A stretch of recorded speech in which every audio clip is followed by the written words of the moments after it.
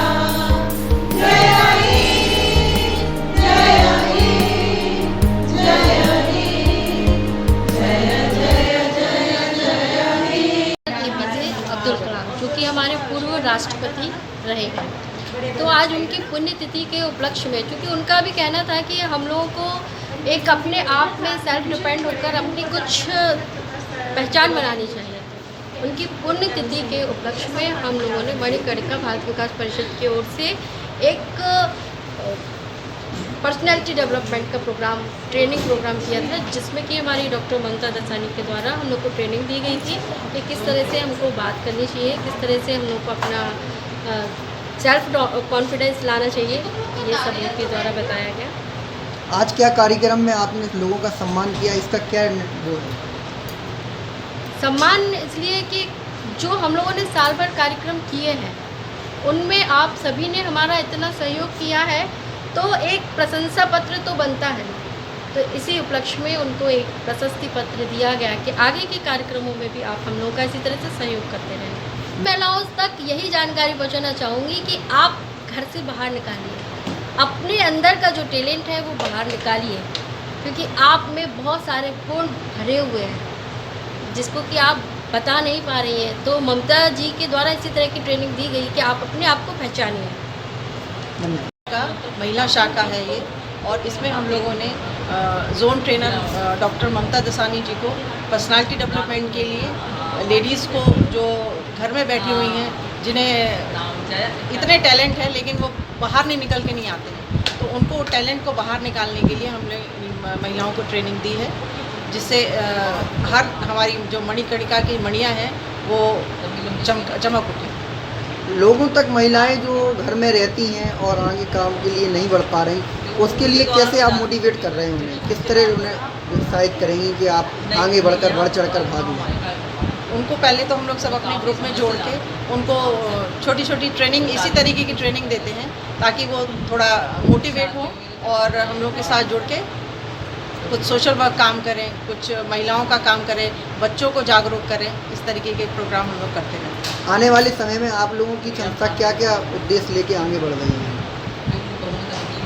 हम तो अपने बच्चों को शिक्षा देने की ट्रेनिंग दे रहे हैं और सेल्फ डिफेंस जो सरस्वती स्कूल में है वो हम लोग की ट्रेनिंग चलती रहती है, जिसमें सेल्फ डिफेंस लड़कियों को सिखाते हैं, जिससे अब आजकल के ज़माने में लड़कियों को बहुत अपने आप को आत्मनिर्भर होना चाहिए, आत्मरक्षा का उनको सारा गुण होने चाहिए, वो हम सारी ट्रेनिंग देते रहते हैं।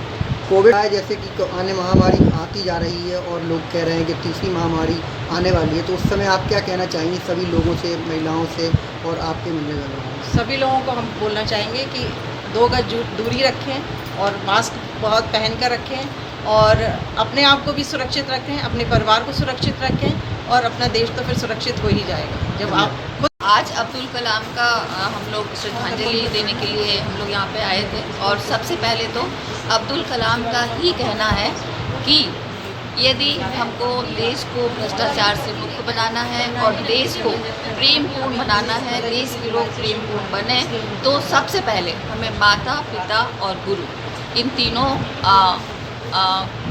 का ही ध्यान करना चाहिए।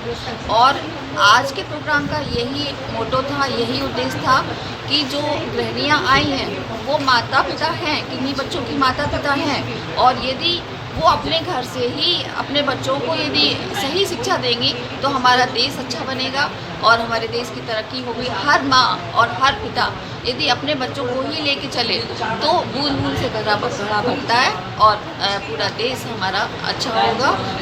इसी मोटो को लेके आज हम लोग ने ये प्रोग्राम किया और अब्दुल कलाम जी को श्रद्धांजलि दी।